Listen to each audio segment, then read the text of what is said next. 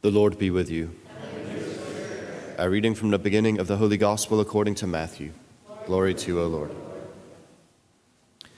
The book of the genealogy of Jesus Christ, the son of David, the son of Abraham. Abraham became the father of Isaac, Isaac the father of Jacob, Jacob the father of Judah and his brothers. Judah became the father of Perez and Zerah, whose mother was Tamar.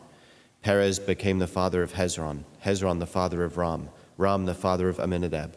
Amminadab became the father of Nahshon, Nahshon the father of Salmon, Salmon the father of Boaz, whose mother was Rahab. Boaz became the father of Obed, whose mother was Ruth.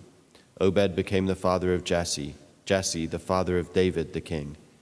David became the father of Solomon, whose mother had been the wife of Uriah. Solomon became the father of Rehoboam, Rehoboam the father of Abijah, Abijah the father of Asaph. Asaph became the father of Jehoshaphat, Jehoshaphat the father of Joram, Joram the father of Uzziah. Uzziah became the father of Jotham, Jotham the father of Ahaz, Ahaz the father of Hezekiah. Hezekiah became the father of Manasseh, Manasseh the father of Amos, Amos the father of Josiah. Josiah became the father of Jeconiah and his brothers at the time of the Babylonian exile. After the Babylonian exile, Jeconiah became the father of Shealtiel, Shealtiel the father of Zerubbabel, Zerubbabel the father of Abiud. Abiud became the father of Eliakim, Eliakim the father of Azor, Azor the father of Zadok. Zadok became the father of Akim, Akim the father of Eliud, Eliud the father of Eleazar. Eleazar became the father of Mathan, Mathan the father of Jacob, Jacob the father of Joseph, the husband of Mary.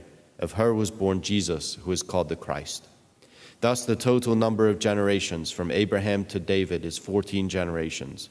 From David to the Babylonian exile, 14 generations.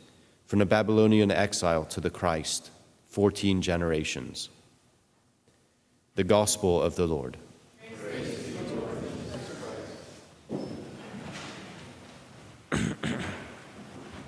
Christ. Yeah, that's what we came here for. That's what we've been waiting. Yeah.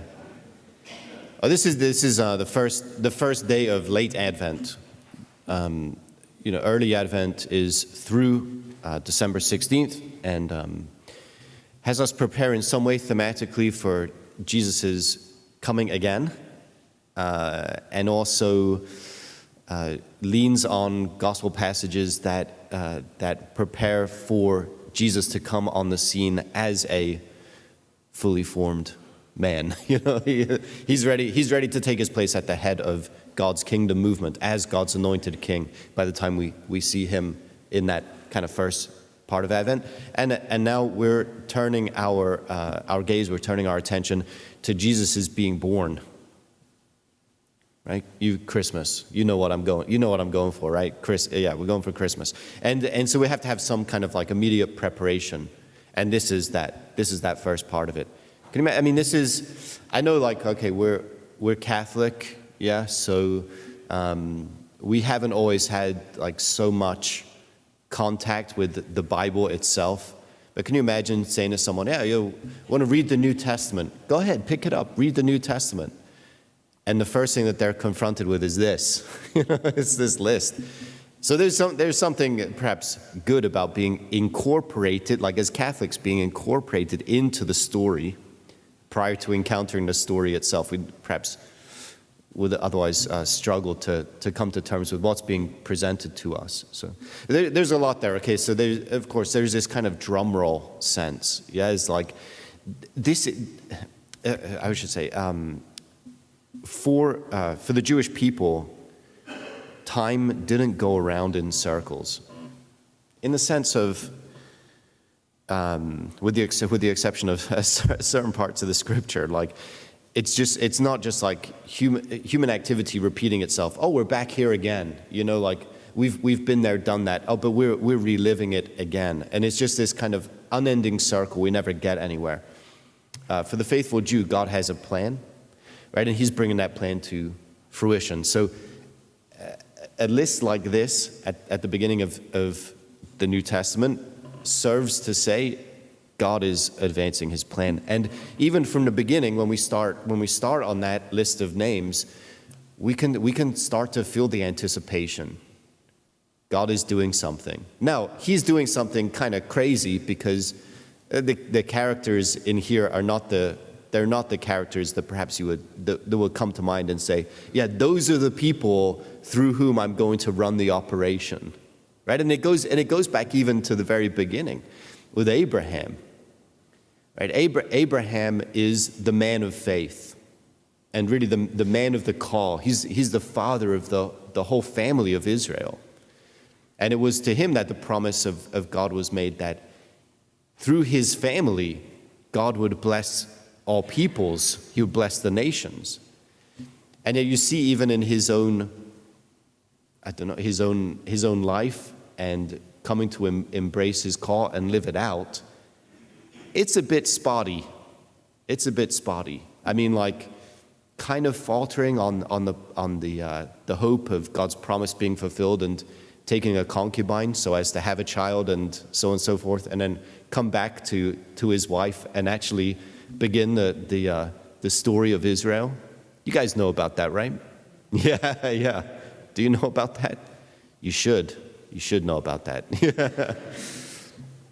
I can use my intimidating voice now that I'm sick, You should know about that. So, yeah. It's kind of spotty. It's kind of checkered from the beginning. Yeah, even the man of faith, right? Even the man on whom God's promise rests, is not always getting it right. But again, this is the way that God moves his plan forward. And there are others in the list, including David. I think, Matthew makes a point of saying Abraham and David. So I want to do that as well. Okay, Abraham, yeah, the father of Israel, right? And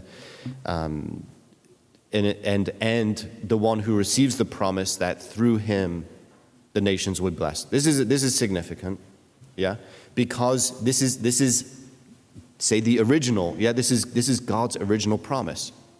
Now look at David, not only as the one who is in line there receiving the promise, but also bringing it about as king.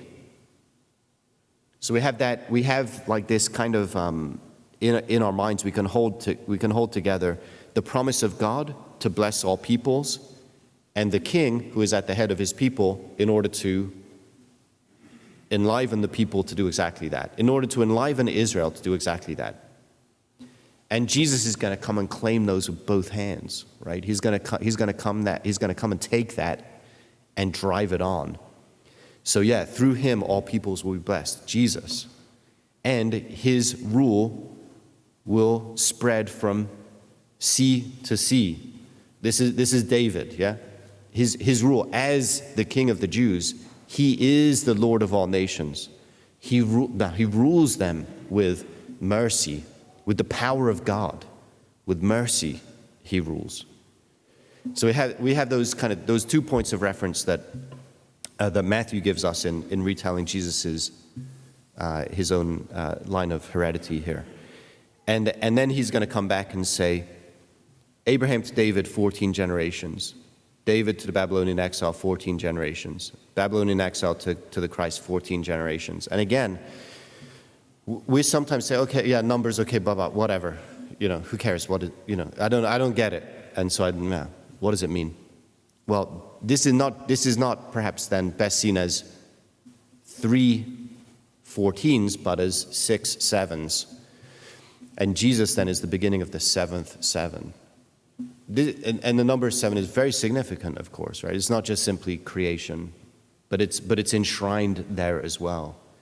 It's one of these numbers of perfection and the like, and it's a great signpost for us that not only Jesus stands then at the head of the 7th 7, driving forward the plan of God, but that we too are incorporated into that plan, because we are sons and daughters of God in the Son. So we are in that time of the 7th 7, where the plan and purpose of God is to be advanced, but now in and through us, which then gives us heart to see that the list of people, doesn't have the perfect character in, but has a whole bunch of people with a whole lot of character flaws, and they have a whole lot of problems, to put it mildly, and yet God's promise, His purpose still advances. Why does that give us heart? Because we're those people. We are those people. And now the promise of God rests on us. And it's ours to direct our attention to the Christ child, to the newborn King of the Jews, to come and do Him homage, to worship Him, and to serve Him with everything we've got, even though what we've got is very often just a whole mess. That's fine. We'll serve Him with everything we've got. He is going to make good on His promise.